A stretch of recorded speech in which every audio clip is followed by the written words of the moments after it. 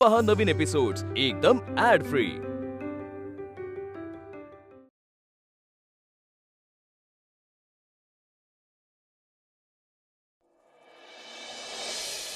यार 6 वाजले, ही वीणा कुठे राहिली? मला काय वाटतं वीणा आणि प्रभास एकत्र येत असतील. I am damn sure. Veena ना त्याच्या ऑफिसला गेली असेल, मग हे आपले लव बर्ड एकत्र येत असतील हळूहळू. Correct correct correct. अरे नवरा बायको आता एकटे एकटे थोडी ना येणार आहेत. अरे ती दोघं कुठे आहे त्याची चौकशी करायची सोडून तुम्ही खेचत काय बसलाय? थांब मी त्या प्रभासला फोन करतो. अरे हो, एवढा हायपर काय होत?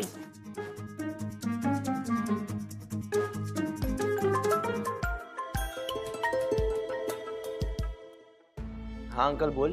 प्रभास तू ऑफिसला आहेस ना? अरे वीणा सुद्धा नाही आली इथे. तुम्ही काय रिहर्सलला टांग देऊन फिरायला वगैरे गेला नाही आहेत ना? आज तुम्ही होकार दिला म्हणून सेलिब्रेट वगैरे करत नाही आहेत ना? नाही अंकल, हे बघ मी आणि वीणा एकत्रच आहोत. वाटलंच होतं मला. बरं ठीक आहे, वेळेत या, फार उशीर करू नका. हो हो हो पोचतो, अर्ध्या तासात पोचतो. Okay bye bye.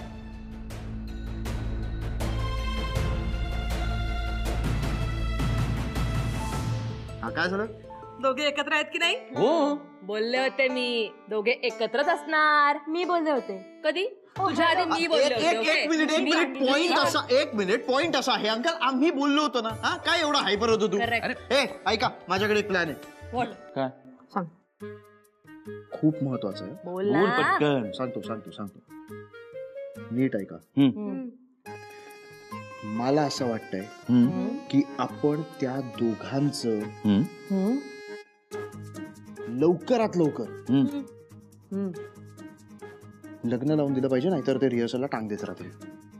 अजय अरे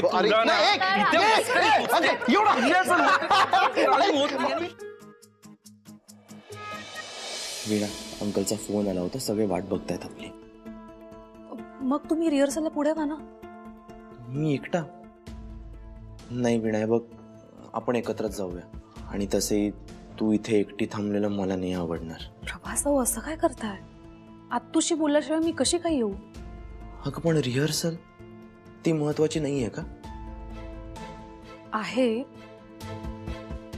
हे बघा प्रभास, मला मान्य आहे की आपली दोन्ही कामं तितकीच महत्वाची, पण आता मी इथे थांबणं जास्त गरजेचं आहे. त्यामुळे तुम्ही रिहर्सलला पुढे व्हा, मी आलेच ना. वीणा पण प्रभास प्लीज, तुम्हाला तुमच्या वीणावर विश्वास आहे ना? खूप, अगदी स्वतःपेक्षा जास्त. मग पुढे व्हा, मी आलेच.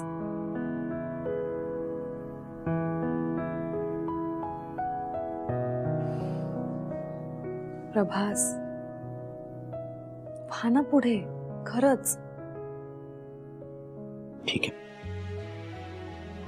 तू निघाल्यानंतर फोन कर मला.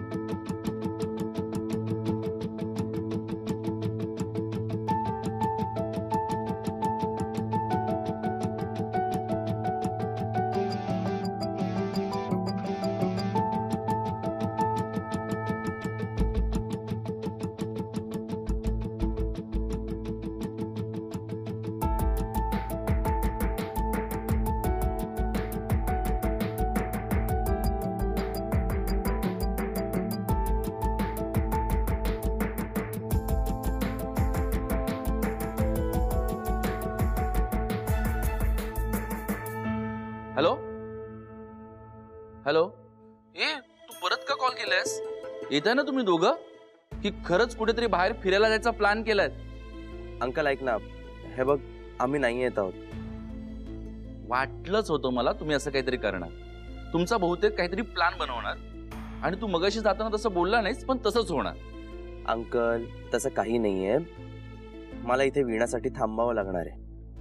म्हणजे ऍक्च्युली वीणा ज्या कामासाठी इथे आली होती ना, ते काम अजून झालंच नाहीये.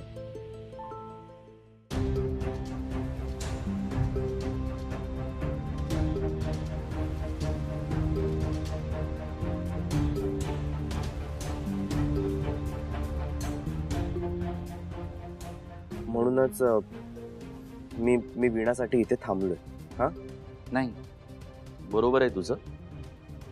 ती तुझ्यासाठी एवढं करते तर तू सुद्धा तिच्यासाठी केलंच पाहिजे. तू थांब तिथं. अंकल, फक्त आजची रिहर्सल जरा सांभाळून घ्या. हा, तू रिहर्सलची काळजी करू नकोस, तू वीणाची काळजी घे. चल ठेव फोन. बाय.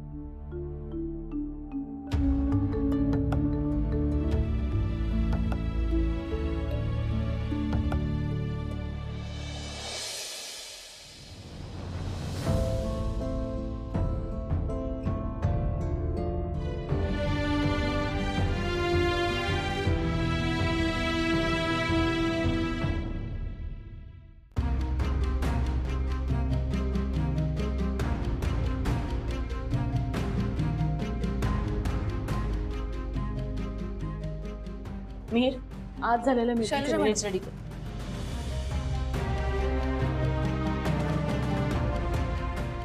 तू तुझा वेळ इथे आणि मला दुसरीकडे कुठेही भेटण्यासाठी वाया घालवू नकोस. कारण तू कितीही प्रयत्न केलास ना, तरी सदावर्त्यांची सून म्हणून मी तुला कधीच स्वीकारणार नाही. मॅडम अहो पण माझं बोलणं तर ऐकून घ्या ना. मॅडम मॅडम ऐका ना प्लीज.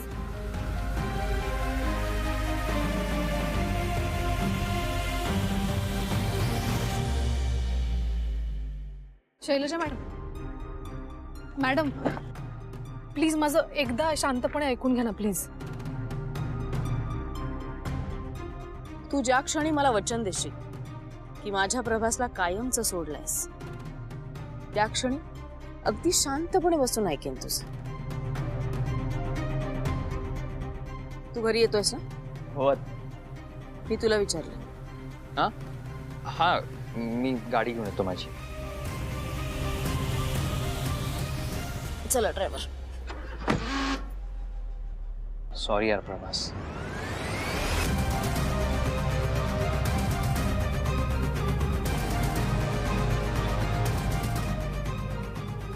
वीणा, बास, खरंच बास झालं. किती करणार आहेस तू माझ्यासाठी? हा, आत्तूचा अपमान किती सहन करणार आहेस तू? आणि आत्तू हे जे काही वागते ना, त्याची मलाच लाज वाटते. मलाच ऐका, मी हे जे काही करते ना ते तुमच्यासाठी नाही करत. ते मी आपल्यासाठी करते. आपलं प्रेम जिंकावं म्हणून करते.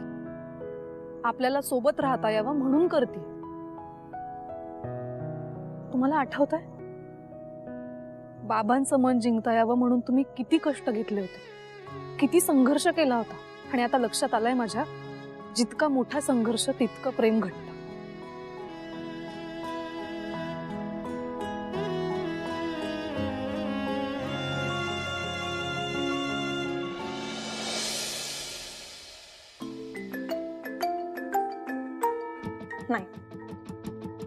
नाही, मी नाही उचलणार फोन.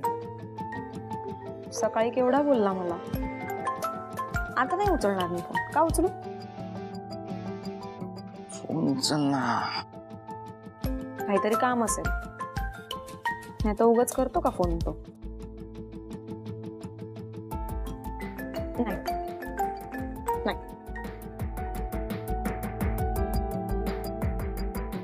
शपथ, कट केला. परत करेल ना हा फोन? नाही केला तर असंच बसावं लागेल मला.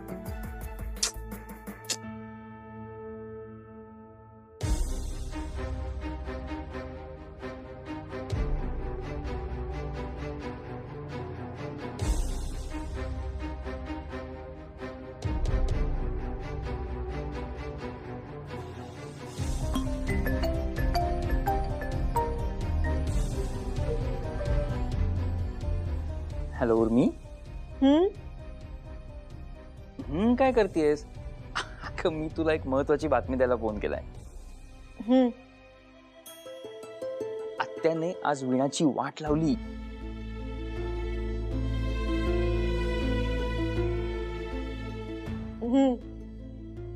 तिला काय झालंय आता? अशी विचित्र का वागतीये?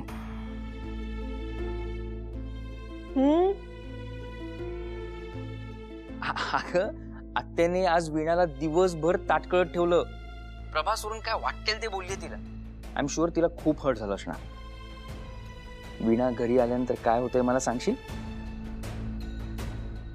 नाही सांगणार. उर्मी, मी सकाळी तुझ्यावर वैतागलो, चिडलो. I am really sorry. अगं पण मी तरी काय करू सांग तूच. इथे सगळ्या गोष्टी मलाच मॅनेज कराव्या लागतात. सगळ्यांच्या हालचालींवरती लक्ष ठेवावं लागतं आणि त्यांच्या हालचाली नाही कळल्या ना तर पुढचं प्लॅनिंगच करता येत. आणि हे सगळं एकट्याने करता करता थकून जातो ग मी उर्मी. पण खरं सांगू उर्मी, तुला भेटल्यापासून माझ्यावरचा भार खूप हलका झालाय. तू किती महत्वाची आहेस माझ्यासाठी तुला माहिती नाही. माझ्यासाठी खूप मोठा आधार आहेस तू. एवढं सगळं असताना असं का वागतोस मग माझ्याशी? त्यासाठीच तर तुला सॉरी म्हणालो ना मी. सॉरी म्हटलं पण नुसतं सॉरीने नाही काम होणार आहे. आपण भेटणार होतो त्याचं काय? भेटायचं होतंच मला तुला उद्या. तेच चाललेलं माझ्या डोक्यात. पण आता तू माझ्यावर रुसलीस म्हटल्यानंतर नाही नाही नाही नाही नाही नाही नाही नाही म्हणजे भेटायचं असेल तर मी नाही रुसले. मी भेटायला नाही म्हणालेच नाहीये. आणि भेटायचं असेल ना तर मग हे असं नाही वागायचं माझ्याशी, कळलं? वीणा घरी आल्यानंतर काय झालं हे मला उद्या आठवणीने सांगशील? हे काय विचारणं झालं का? मी सांगणारच होते पण आता उद्या भेटून सांगेन. नाही नाही नाही, सकाळी नको. सकाळी ऑफिसमध्ये कामं असतात आणि आत्या पण चिडेल. मी एक काम करतो, माझी उद्याची सगळी कामं पटापटा आटपतो आणि त्यानंतर तुला भेटतो. आणि ऐक, त्यानंतरचा माझा सगळा वेळ तुझा. ठीक आहे. थँक्यू. थँक्स. बाय.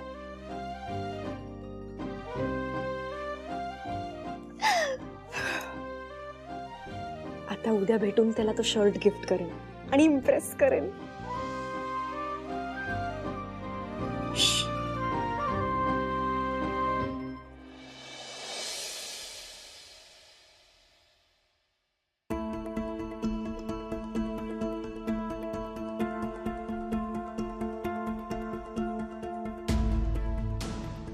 प्रभास, बरं झालं तू इथेच भेटलास. अंकल, काय रे, काय झालं? काही प्रॉब्लेम आहे? नाही, काही प्रॉब्लेम नाहीये, पण तुझी गरज आहे म्हणून फोन नाही केला, डिरेक्ट तुला भेटायला चालू. हो, काय झालंय? अरे आज स्पॉन्सर येणार आहे भेटायला. त्यांच्याशी नवीन अल्बम बद्दल बोलायचं आहे. त्यासाठी तू असणं खूप गरजेचं आहे. अंकल, नाही जमणार मला. काय झालं? आत्या खूप बोलली का?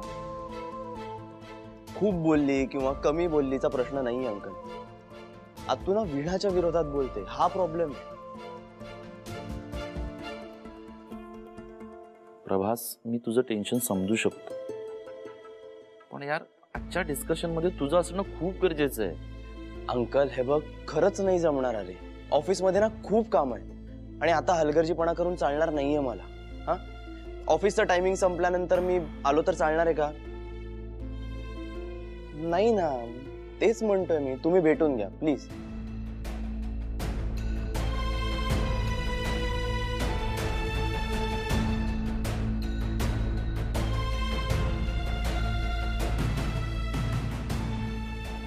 अंकल, प्लीज प्लीज मॅनेज कर. हा, सॉरी. कठीण आहे.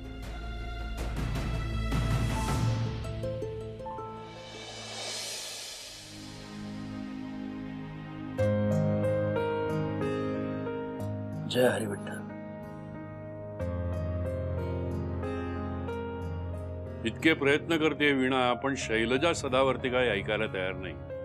अजून माझ्या वीणाला काय काय सोसावं लागणार आहे देवच जाण. अगदी खरंय दादा, पण इतका त्रास सहन करूनही वीणा कुठे खचली नाही हे विशेष. अगदी बरोबर आहे, पण म्हणूनच मी ठरवलंय की वीणा आणि प्रभासच्या मागे ठामपणे उभं राहायचं. त्यांना लग्नासाठी काहीही घाई वगैरे करायची नाही, कसलीही जबरदस्ती करायची नाही.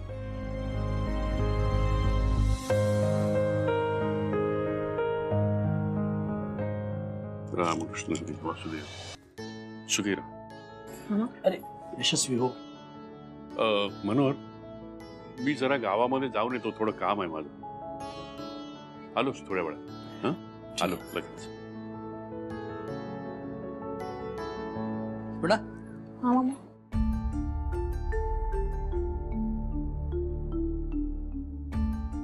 वीणा, मला तुझी खरंच खूप काळजी वाटते वीणा.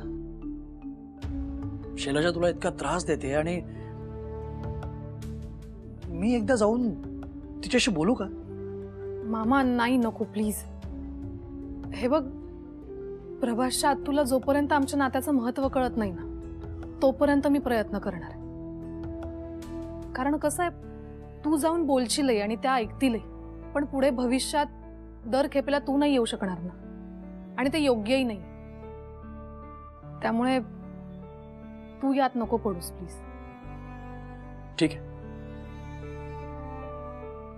पण ऐक ना मामा, तू एक मदत करू शकतोस. कोणती? प्रभासच्या आत्तूविषयी काही गोष्टी सांगू शकतोस तुम्हाला. म्हणजे पूर्वी प्रभासच्या आत्तूला काही खास आवडीनिवडी होत्या का, किंवा अशा काही गोष्टी ज्या तुमच्या दोघांमध्येच होत्या आणि ज्या त्यांचं मन जिंकायला मला उपयोगी पडू शकते. त्यावेळी तरी तिच्या दोनच आवडीच्या गोष्टी होत्या, एक संगीत आणि दुसरा मी. पण आज तिच्या दोन्ही आवडीच्या गोष्टी तिच्यापासून कोसो दूर आहेत. त्यामुळे तू तिच्या आवडीचं काहीतरी करशील आणि ती लगेच मान्य होईल, खुश होईल, असं जरा होणं कठीण दिसतंय. ठीक आहे, काही हरकत नाही. काहीतरी मार्ग नक्कीच सापडेल.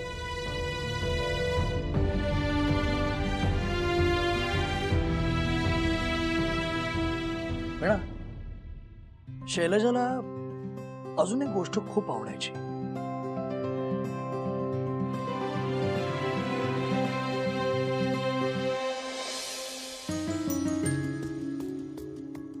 बस. मामा, काय हे? माझ्या आठवणींची पेटी.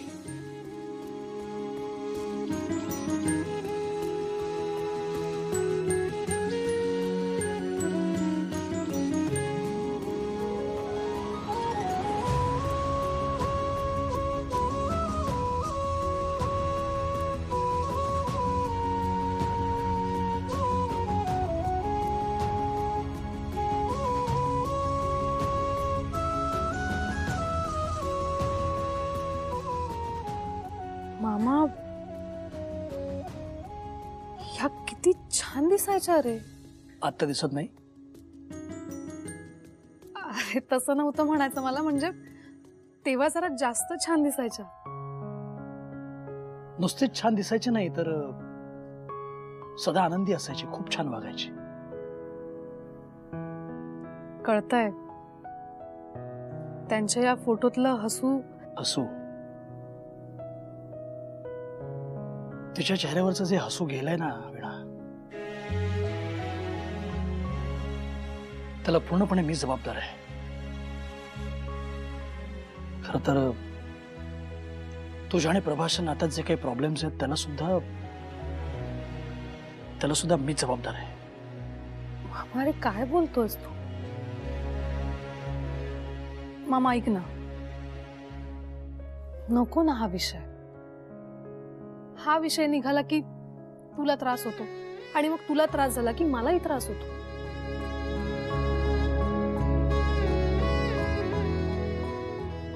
बरं मला सांग, तू मला काय इथे आणलंस?